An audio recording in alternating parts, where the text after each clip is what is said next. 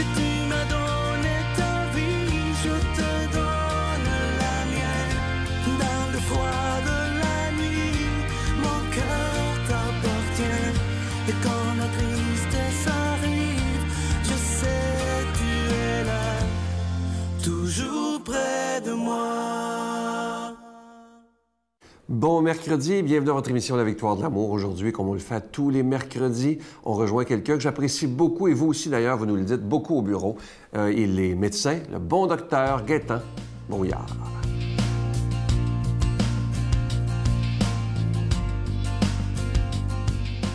Bon matin tout le monde. Ce matin, nous allons parler de l'importance du sommeil. Dans un premier temps, il faut réaliser que l'être humain est un être que j'appellerais un être rythmique et nous participons à ces cycles planétaires constamment, que ce soit les phases lunaires, les phases de marée, le jour et la nuit, toutes les saisons d'automne. Et notre corps est vraiment inscrit dans ce processus rythmique qu'on appelle justement les cycles d'éveil et de sommeil. Et la Mère Nature nous a donné justement ce miracle de médicament naturel qu'on appelle le sommeil. S'il n'y avait pas de sommeil, l'être humain ne pourrait tout simplement pas se régénérer. C'est dans la phase de sommeil que tous nos organes reprennent un repos et qui peuvent justement entrer dans ce processus de réparation des tissus qui ont été usés ou des tissus qui doivent être nettoyés pour passer de nouveau à une journée qui va débuter. Maintenant, toute cette qualité de sommeil est très importante à aller chercher et je vais vous donner quelques trucs justement pour que cette qualité soit optimisée. Par exemple, se coucher très tard n'est pas une bonne idée. Évidemment, si on regarde le jour et la nuit, c'est qu'il commence à faire noir souvent là, le soir dans l'été, autour de 9 h, 10 h. Donc, c'est le moment où nous devrions commencer à penser à se mettre au lit. Et se mettre au lit, ça veut dire donc peut-être aller vers les 10 h, commencer cette préparation de la nuit finalement qui s'en vient. Et également se lever tôt, puisque le soleil, lui-ci, est levé en général vers les 6 h. Donc, les meilleures heures de sommeil, c'est prouvé maintenant, ce sont toutes ces heures qui sont avant minuit, qui sont beaucoup plus profitables au corps humain. Et j'aimerais également participer, lorsqu'on va préparer cette nuit de sommeil, justement à une phase que j'appellerais de transition. Et cette phase de transition, donc, pour se couper des élans, des performances, de la vitesse de la journée, finalement, ou le stress de la journée qui ont pu nous assaillir, aller faire cette phase à travers ce que j'appelle soit la méditation ou une prière également. Donc, ça va véritablement couper entre le jour et la nuit. Et plus cette coupure sera, si on veut, empreinte de sérénité, de calme, plus votre nuit sera également profitable. Il faut penser, par contre, que pendant la nuit, c'est les moments où les activités cérébrales sont au plus fort. C'est-à-dire que si on fait des enregistrements d'électroencéphalogramme, lorsque le corps est endormi, le cerveau est à son maximum d'intensité. C'est donc dire que la période de rêve est excessivement importante. Et ce sera de toute importance d'aller vérifier et même aller voir qu'est-ce qui se passe durant vos rêves, parce qu'une partie des rêves sont souvent la suite de votre journée. Il y a des gens qui carrément se spécialisent un peu dans l'exploration de leurs rêves. Donc, je vous souhaite une belle journée et surtout passez une excellente nuit. Et ce sont les bonnes nuits qui font les bonnes journées. Bon matin tout le monde. Notre Père qui es aux cieux, que ton nom soit sanctifié, que ton règne vienne, que ta volonté soit faite sur la terre comme au ciel. Donne-nous aujourd'hui notre pain de ce jour. Pardonne-nous nos offenses comme nous pardonnons à ceux qui nous ont offensés. Ne nous laisse pas entrer en tentation, mais délivre-nous du mal, car c'est à toi qu'appartient le règne, la puissance et la gloire pour les siècles des siècles. Amen. Mon Père, je m'abandonne à toi. Fais de moi ce qu'il te plaira. Quoi que tu fasses de moi, je te remercie. Je suis prête à tout, j'accepte tout, pourvu que ta volonté se fasse en moi, en toutes les créatures. Je ne désire rien d'autre, mon Dieu. Je remets mon âme entre tes mains. Je te la donne, mon Dieu, avec tout l'amour de mon cœur, parce que je t'aime, et que ce m'est un besoin d'amour de me donner, de me remettre entre tes mains, sans mesure, avec une infinie confiance, car tu es mon Père.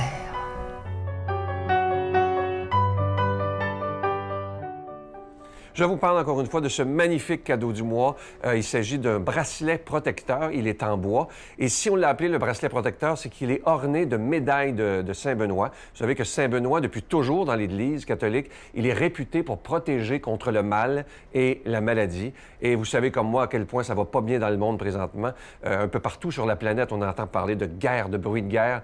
Et je pense qu'on n'a pas à avoir honte de prier Saint-Benoît et de lui demander de nous protéger, de protéger tous ceux qui nous entourent, de nous protéger contre le mal et contre la maladie. Je vous rappelle que c'est avec un don de 25 $ et si vous en voulez deux, c'est avec un don de 40 $. Je vous donne l'adresse, la Victoire de l'amour, casier postal 120, succursale Boucherville à Boucherville, le J4B 5E6, je vous la redonne, la Victoire de l'amour, casier postal 120, succursale Boucherville à Boucherville, le J4B 5E6, également par téléphone par carte de crédit du lundi au vendredi de 8h30 à 16h30 dans le 514-523-4433, 523-4433 ou sans frais, le 1-888-811-9291, 1-888-811-9291 et aussi sur notre site Internet, le www.lavictoiredelamour.org.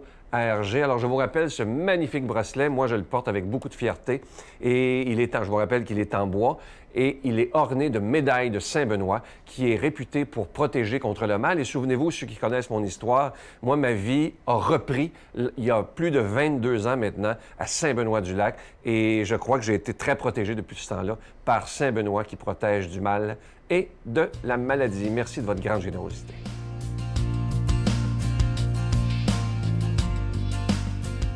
Mon Dieu, donnez-moi la sérénité d'accepter les choses que je ne peux changer, le courage de changer les choses que je peux et la sagesse d'en connaître la différence.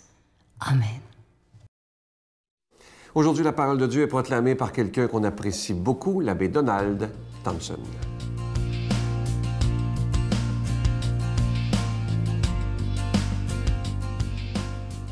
Bon matin, nous sommes toujours dans le temps pascal, ces fameux 50 jours après Pâques, dans la liturgie catholique que nous appelons le temps pascal.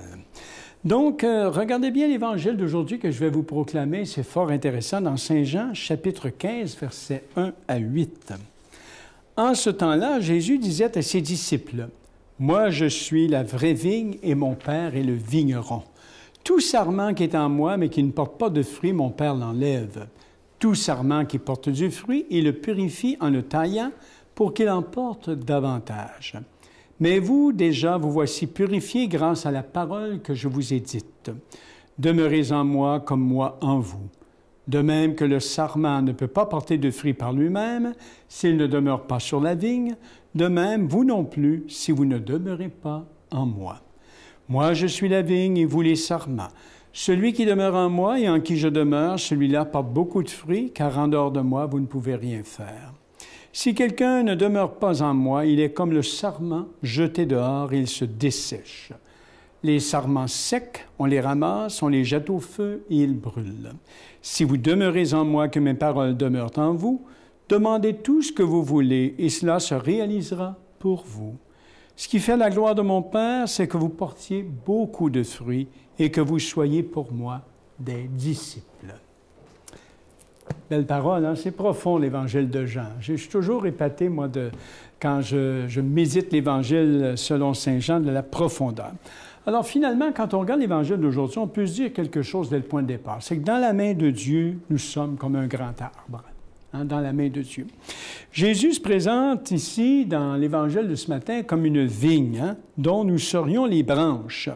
Hein, ces branches de vigne qui grimpent rapidement pour porter du fruit, puis un fruit qui donnera finalement le vin si précieux à la vie humaine. C'est intéressant l'image de la nature. Hein? Il y a donc, à partir du symbole de l'arbre et de la vigne, essayons de saisir en quelques mots là, un peu ce que le Seigneur évoque pour nous aujourd'hui. La première idée qui vient, c'est que Jésus nous donne de partager sa vie. Je suis la vigne, vous êtes les sarments. Un arbre, hein, c'est un tout unifié. Hein, comme vous avez des racines, un tronc, des branches, des feuilles. Hein, c'est un tout unifié. La branche est dans l'arbre, comme dit la chanson, et l'arbre est dans ses feuilles. Et en se comparant à une vigne, Jésus nous suggère l'idée que par la foi, nous devenons lui, hein, qu'un même souffle va de lui à nous, qu'une même sève circule finalement dans nos artères, que nous sommes en un sens incorporés à lui. C'est beau de voir hein, cette union. Et qui a foi en Jésus devient donc sarment de la vigne, comme soudé à jamais au tronc solide de l'arbre hein, que Dieu a planté dans la terre humaine. D'une part, je pense qu'il faut se dire quelque chose, Dieu est le tout autre. Mais en Jésus, Dieu se rend accessible et nous partageons sa vie. Vous voyez, le christianisme, c'est très original comme religion. Hein? Si Jésus peut parler de Dieu en lui donnant le nom de Père, à notre tour, branchés à Jésus, nous devenons fils et filles du Père. Voyez-vous, on n'est pas ses fils et filles de n'importe qui. Donc, nous participons à la fécondité de Jésus. Hein? Cette fécondité, c'est de porter du fruit. Hein? C'est de porter du fruit, bien sûr. Et pour l'être humain, les êtres humains que nous sommes, l'image de la vigne suggère que, greffés à Dieu, comme êtres humains, nous porterons des fruits divins. Divins. Qu'est-ce que porter des fruits pour l'être humain? Hein? Comme toute espèce vivante, hein, c'est bien sûr assurer notre survie comme espèce, bien sûr. C'est pourquoi le projet de vie, hein, passe par la fécondité humaine. Hein? Bâtir une lignée, construire un clan, etc. Bon. D'ailleurs, dans la vie courante, nous parlons constamment d'arbres généalogiques pour décrire la séquence des générations. Porter du fruit pour un être humain, c'est aussi construire une culture, inventer, créer de la beauté, une œuvre de civilisation faite d'imagination, de travail hein, et de technique. Hein. C'est bâtir des sociétés hein, dans la diversité des langues, des ethnies, des nations. Mais greffés sur Dieu, nous pouvons produire des œuvres divines. Et nous pouvons, je dirais, on peut s'arracher au temps et à la mort pour vivre éternellement. C'est une autre chose aussi en termes d'espérance. Hein? On peut construire des vies durables à cause de la résurrection de Jésus, de cet événement, de cette brèche dans le mur du mal et de la mort. Alors, restez greffés. Je demande au Dieu qu'il vous bénisse, justement, pour demeurer des gens qui font des œuvres divines, c'est-à-dire qui vivent de ses valeurs à lui et qui les incarnent dans votre vie et qui rend le monde meilleur. C'est ça, être disciple. Hein? Soyez pour moi des disciples et portez du fruit. Qu'il vous bénisse, le Père, le Fils et le Saint-Esprit. Amen. Je vous salue Marie, pleine de grâce. Le Seigneur est avec vous. Vous êtes bénie entre toutes les femmes, et Jésus, le fruit de vos entrailles, est béni. Sainte Marie, Mère de Dieu, priez pour nous pauvres pécheurs, maintenant et à l'heure de notre mort. Amen.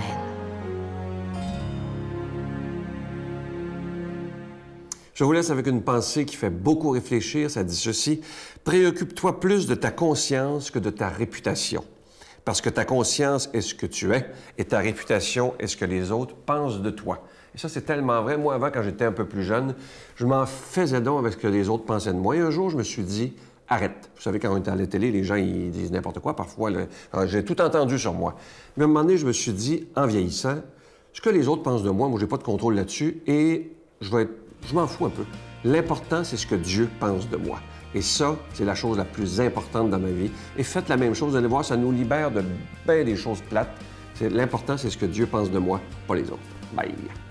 Bien souvent, et pas d'offense là-dessus, vous allez me trouver un peu rude, mais bien souvent, la première addiction de l'être humain, qui permet à l'être humain d'être en vie, de se sentir en vie, plein d'énergie, ça s'appelle le problème.